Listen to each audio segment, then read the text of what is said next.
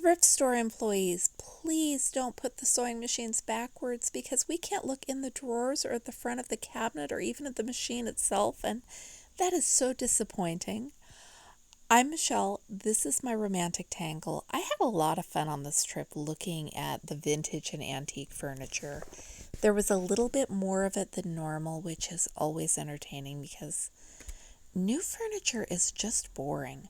When is the last time you saw one of these? I asked my son and was really shocked that he figured out so quickly what it was.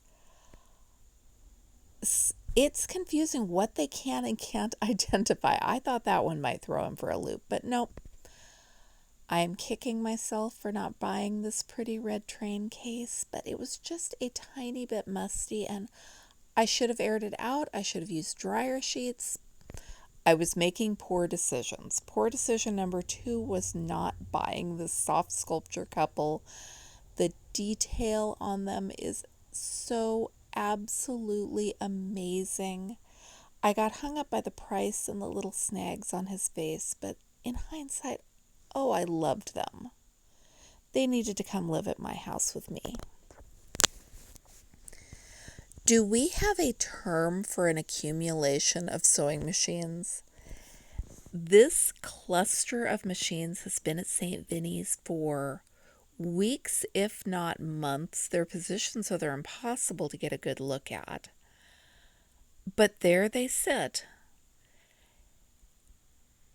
And every time I go in, people are exclaiming over them because there are so many. This is the one that's my favorite because the case it is in is so decrepit, it looks like you would store old explosives in it. I always have to stop and look at the bric-a-brac, and I always have to wonder, what is the scene they're depicting here? She's wiping his face while he's digging. The ceramic broom caught my eye, and I don't know if it's because of that whole Sorcerer's Apprentice thing. There were 2 of them, and one had an interesting choice of flowers on it. I wonder if it was a project that never got finished or someone did craft shows. There could be so many different explanations, and I know probably 90% of the ideas we cook up about thrift store finds are totally off base. 10-year-old me would have loved that little bunny sleeping under the leaf.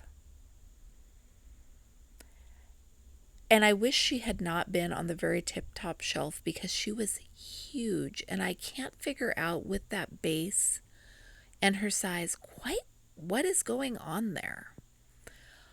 I wanted the sheet for a quilt back so bad, but it was one of those newer polyester blends that I don't know if that would work for a quilt or not. If anyone has tried it, please let me know because maybe I'm overlooking some good options.